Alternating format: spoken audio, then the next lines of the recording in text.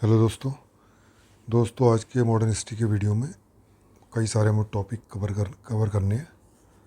तो वो फटाफट से कवर करते हैं। पहला है प्लासी के युद्ध के कारण और उसका परिणाम। तो प्लासी का युद्ध है, सभी जानते हैं, 23 जून 1757 को हुआ था। प्लासी का मैदान है वेस्ट बंगाल में, है ना। यहाँ प्लासी का मैदान है, वहाँ पर हुआ था। किन के बीच में? अंग्रेजों और सिराजुद्दौला के बीच में। इस युद्ध के बाद भारतीय इतिहास की जो सबसे शर्मनाक शोषणकारी व्यवस्था थी उसका प्रारंभ हो गया। ठीक, अब इस युद्ध के इसके कारण क्या थे? तो पहला कारण था फर्रुखसियर का जो फरमान था ना, 1717 का फरमान। उसका लगातार कंपनी दुरुपयोग कर रही थी, जिस कारण जो सिराजुद्दौला है उसके राजस्व को, रेवेन्यू में बहुत ज़्यादा हानि हो रही थी। तो ये इससे नाराज़ हो गए थे। दूसरा, अलीनगर की संधि, इसका उल्लंघन किया था अंग्रेज़ों ने। तीसरा, कल इनके सिराजुद्दौला दौला के मना करने के बावजूद भी अंग्रेज़ क्या कर रहे थे? कलकत्ता की किलेबंदी कर रहे थे। चौथा, सिराजुद्दौला के दरबार में जो एडमिनिस्ट्रेशन में थे, मीर जाफ़र, यार लतीफ़ और राय दुर्लभ, ये चुपचाप इनके खिलाफ षड्यंत्र कर रहे थे। अंग्रेज़ों से मिल गए थे ये लोग। ठीक, इन्हीं कारण ये हुआ कि जब वॉर हुई थी ये प्लासी की, तो सिराजुद्दौला की साइड के जो जो सोल्जर्स थे, आधे से ज़्यादा लड़ने ही नहीं गए। ठीक है, इसलिए वो हारे। ठीक, अगला है कंपनी की उपनिवेशवादी मानसिकता।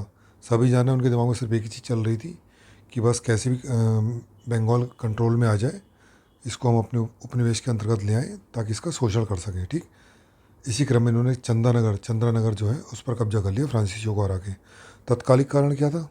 ब्लैक होल की घटना है, जिसमें एक कोठरी में बहुत सारे अंग्रेज़ों को बंद कर दिया। सिराजुद्दौला ने करीबन 123 अंग्रेज़ में मारे गए थे। ये तत्कालिक कारण होना। परिणाम क्या हुआ? ब्रिटिश साम्राज्य की भारत में नींव पड़ गई। अंग्रेज़ जो थे किंग मेकर बनकर उभरे, है ना। और बंगाल के जितने भी नवाब थे आगे के, उनको सिर्फ अपने कठपुतलियों की तरह इन्होंने नचाया। लूट तंत्र की स्थापना हुई। मीर जाफ़र लूट तंत्र की कैसे स्थापना हुई?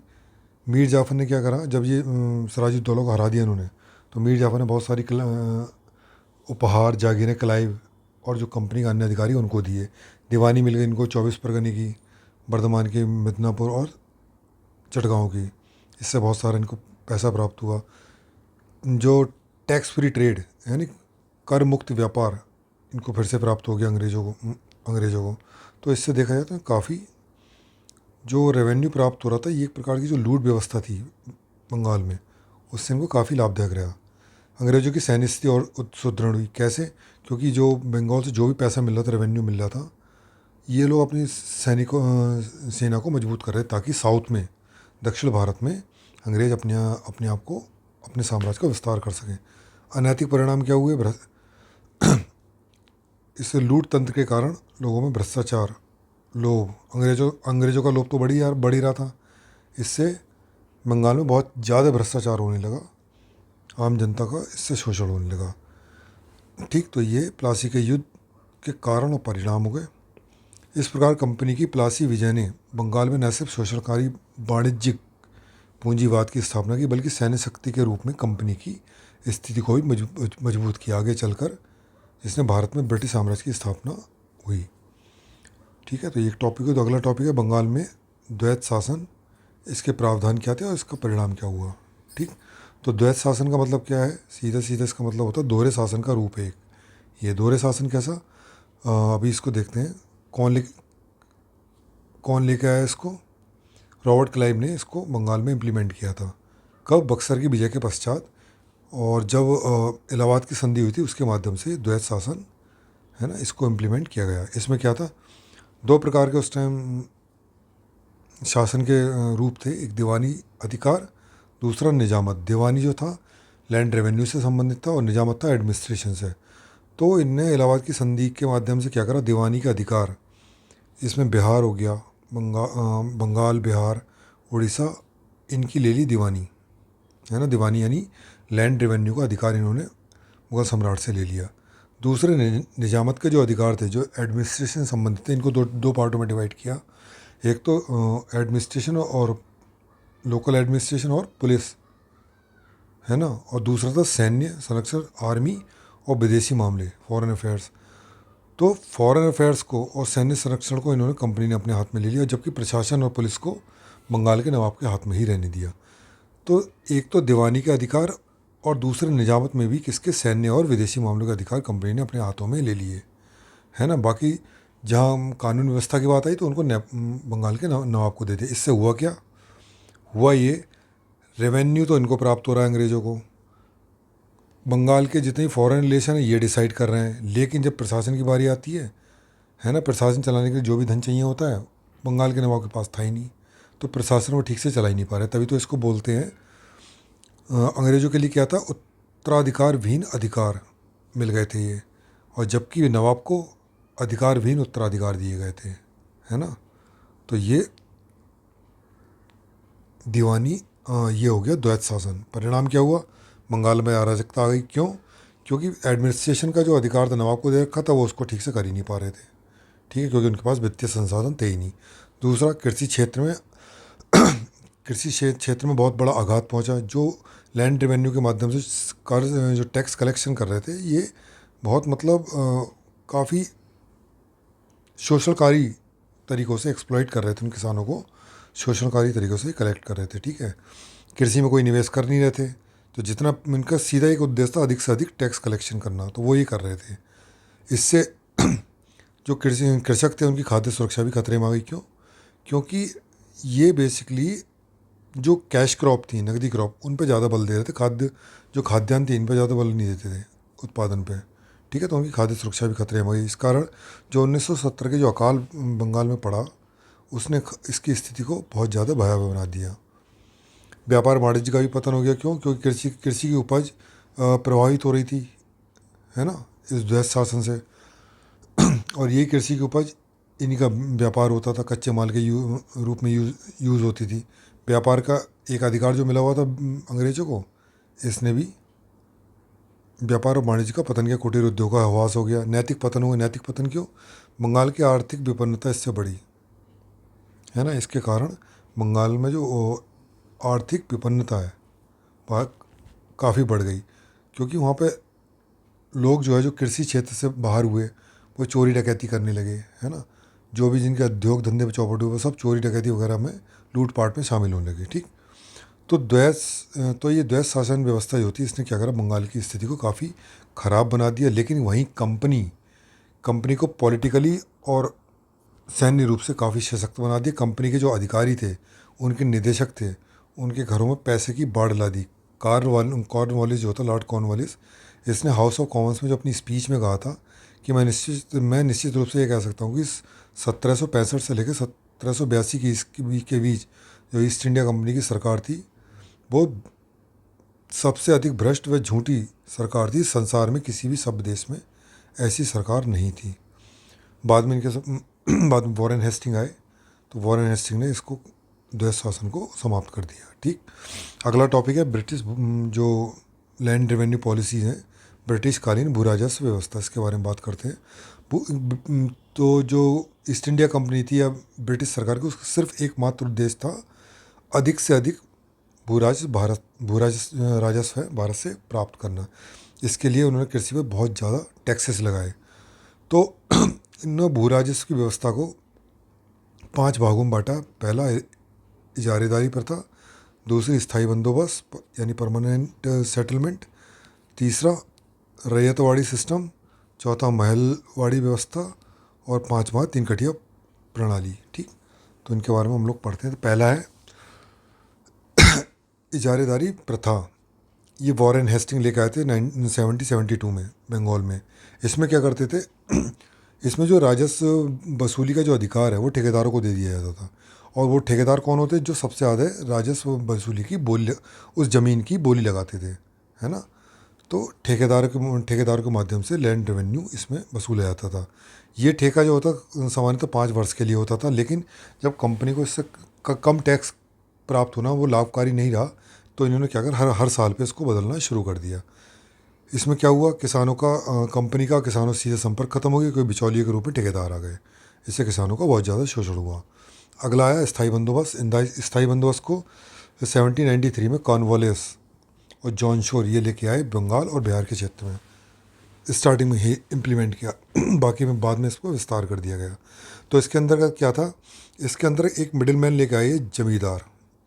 जमींदार क्या थे, जमींदार को लैंड दे देते थे, उनका अगर अच्छा काम करते थे उसका इनको मालिकाना हक भी दे देते थे। ठीक, जमींदार कृषकों से टैक्स वसूलता था और ये जमींदार कंपनी को टैक्स देता था, है ना। तो जमीरों द्वारा कृषकों से टैक्स वसूला जाता था। टैक्स का पार्ट का क्या होता था, तो 10/11 भाग जो था सरकार को दे दिया जाता था, 1/11 भाग स्वयं रख लिया जाता था। ये कहाँ का इम्प्लीमेंट हुआ, बंगाल, बिहार, उड़ीसा, मद्रास, बनारस में, यूपी में इम्प्लीमेंट किया गया, बनारस में।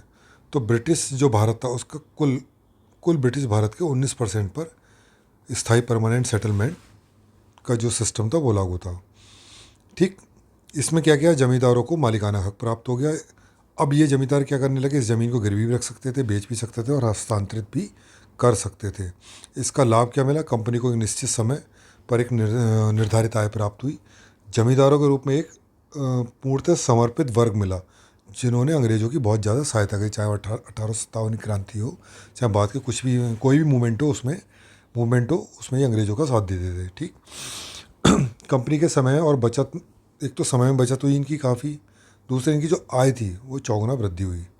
कृषि उन्नति पर ध्यान दिया किसने, जो कुछ उदारवादी टाइप के जो जमींदार थे इन्होंने कृषि की उन्नति पर भी थोड़ा बहुत ध्यान दिया। क्यों, क्योंकि इनको लग रहा था क्योंकि इनकी जो कमाई थी, जो इनकम्स थी, वो एग्रीकल्चर पे ही डिपेंड थी, तो थोड़ा बहुत वो एग्रीकल्चर में इन्वेस्ट करते थे ताकि उनकी कमाई बनी रहे।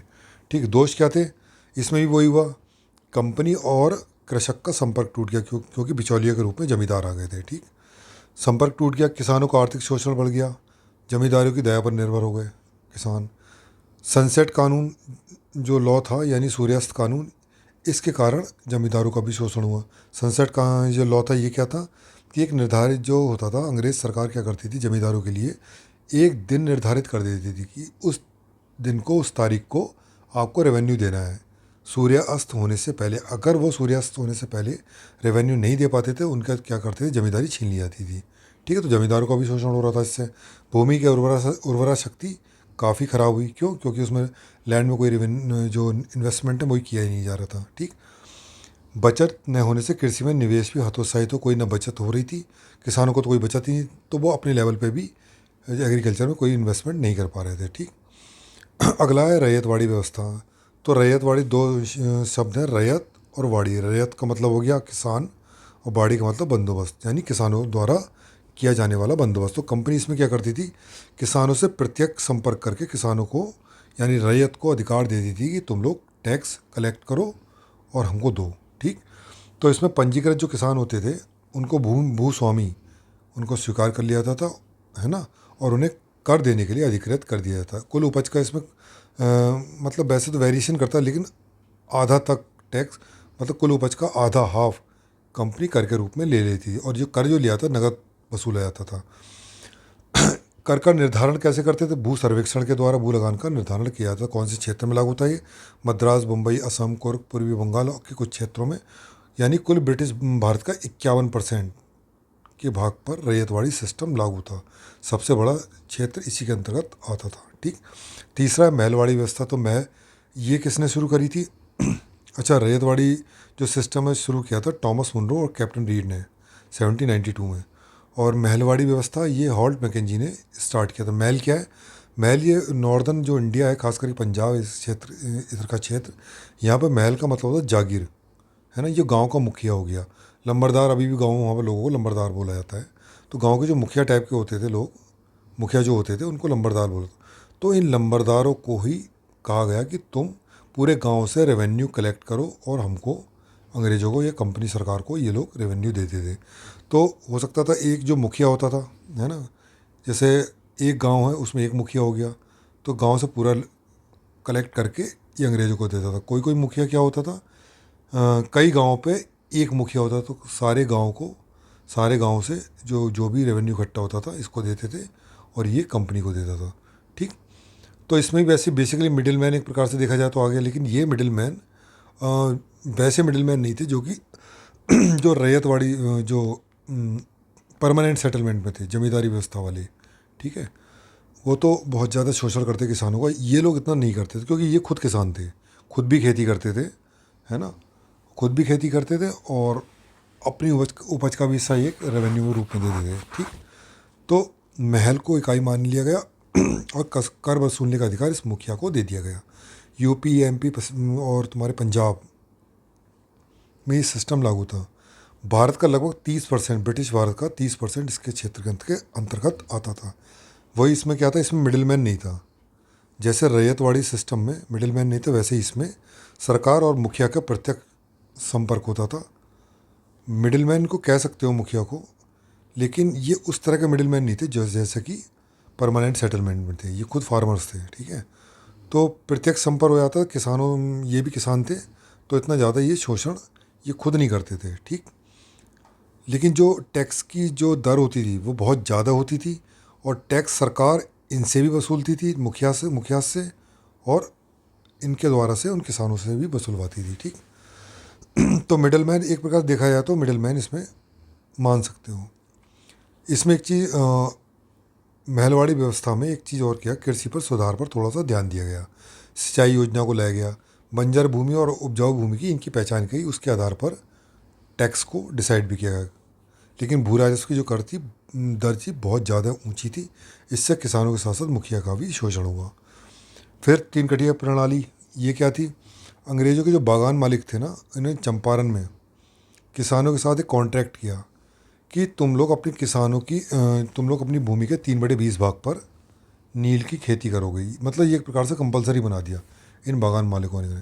इसी प्रणाली को क्या बोला गया, 3 कटिया प्रणाली। इसका दोष क्या था, पहली बात तो कॉन्ट्रैक्ट फार्मिंग थी। तो भाई कॉन्ट्रैक्ट बन गया तो उसके हिसाब से इनको चीज़ें करनी थी, है ना।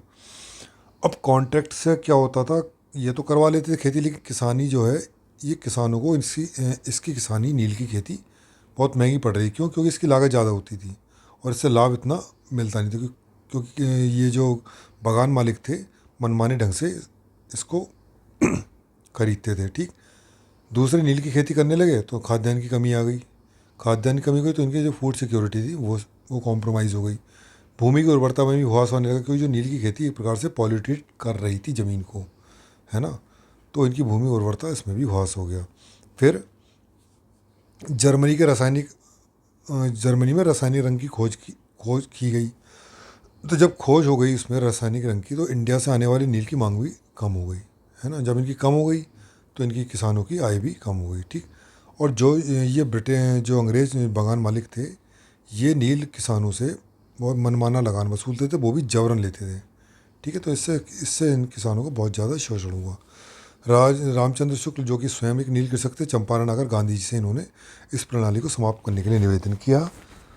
इस शोषणकारी प्रणाली को गांधी जी ने अपने प्रथम सविनय अवज्ञा द्वारा समाप्त किया।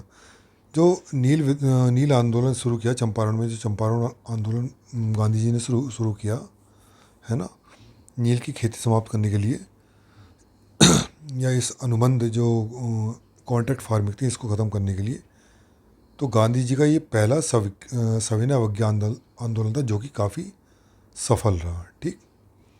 इस प्रकार ब्रिटिश सरकार भारत में कृषि सुधार के नाम पर भू राजस्व की नीतियों का क्रियान्वयन किया, है ना। जो लैंड रेवेन्यू से रिलेटेड जो भी इनकी पॉलिसी थी, इन्होंने जो शुरू की गई, वो कृषि सुधार के नाम पर इन्होंने शुरू की। लेकिन इनकी जो सिस्टम था, है ना, उसने क्या करा, जमींदार, साहूकार, भ्रष्ट व्यापारियों का एक ऐसा तंत्र विकसित कर दिया जिसने किसानों को इस हद तक शोषित किया, काफ़ी उनका शोषण किया, है ना। फिर इतना शोषण किया है उनका किसानों का कि ये विद्रोह करने पर मजबूर हो गए। लेकिन ये विद्रोह औपनिवेशिक शासन के विरुद्ध नहीं था। ये विद्रोह, इनका कृषक विद्रोह किसके विरुद्ध था, इन भ्रष्ट साहूकारों, जमींदारों, भ्रष्ट व्यापारियों के विरुद्ध था। इसके उदाहरण पामना आंदोलन, चंपारण आंदोलन, खेड़ा आंदोलन इत्यादि, ठीक। अगला टॉपिक है भू राजस्व नीतियाँ थी, इसकी ग्रामीण अर्थव्यवस्था पर क्या प्रभाव पड़े। तो भू राजस्व की जो भी नीतियाँ थी, उनका एकमात्र उद्देश्य हम जानते हैं, अधिक से अधिक राजस्व प्राप्ति करना। इसके लिए इन्होंने क्या करा, अंग्रेज़ों ने इस जो भू राजस्व की नीतियाँ थी, लैंड रेवेन्यू से रिलेटेड पॉलिसीज़ का क्रियान्वयन काफ़ी प्रभावी ढंग से किया और बड़ी कठोरता के साथ किया, ठीक। तो इसके क्या प्रभाव हुए, कृषि का वाणिज्यीकरण इनकी नीतियों से हुआ। खाद्यान्न फसल के स्थान पर नकदी फसल उपजाने जाने लगी, जैसे नील की खेती, चाय नॉर्थ ईस्ट में की जाती थी, नील बिहार में हो गया, गन्ना नॉर्दर्न इंडिया में, रेशम सेंट्रल इंडिया में, है ना, तंबाकू खेती गुजरात में, और ये कॉफ़ी बाबूदान की पहाड़ियों में, ये सब कराते थे। ठीक, लेकिन कृषि का वाणिज्यिकरण तो हुआ, लेकिन इससे कोई कृषि में कोई सुधार नहीं हुआ। जो भी लाभ मिलता था वो या तो जमींदार खा लेते थे या बिचौलिए खा लेते थे। ठीक, भू राजस्व की दर काफ़ी बहुत ज़्यादा थी, इससे किसानों के पास ना तो कोई अधिशेष बचा। अब जब अधिशेष नहीं बचा तो ना तो ये कृषि में कोई निवेश कर पाते थे, दूसरा जब फसल नष्ट हो जाती थी उस स्थिति में अपना ये जीवन यापन भी नहीं ठीक से कर पाते थे। इससे ग्रामीण क्षेत्रों में भूखमरी और अकाल बढ़ा। नकदी फसल का उत्पादन बढ़ा तो खाद्य सुरक्षा प्रभावित होने लगी। चौथा, जमींदारों के रूप में ज़मीन, ये क्या था, इस सिस्टम ने निजी स्वामित्व का उदय हुआ। ज़मीन के निजी स्वामित्व कौन बना दी गई? जमींदारों को, है ना। और जमींदारों के रूप में एक ऐसा वर्ग मिल गया जो अंग्रेज़ों के लिए काम करता रहा, है ना, उनके साथ वफादारी निभाता रहा। जमींदार, और ये जमींदार जो होते हैं इनका कृषि निवेश में कोई रुचि होती नहीं थी, इसलिए भारत की कृषि और पिछड़ती चली गई। कृषि ऋण में वृद्धि हुई। क्यों? क्योंकि ये जो कृषक थे बेचारे खेती करने के लिए महाजनों से, सूदखोरों से ऋण लेते थे। ये इनके जो डेट ट्रैप है उसमें फंस जाते थे और इनका शोषण चलता रहता था। हस्तकला, ग्रामीण उद्योग, उसका भी पतन हो गया, है ना।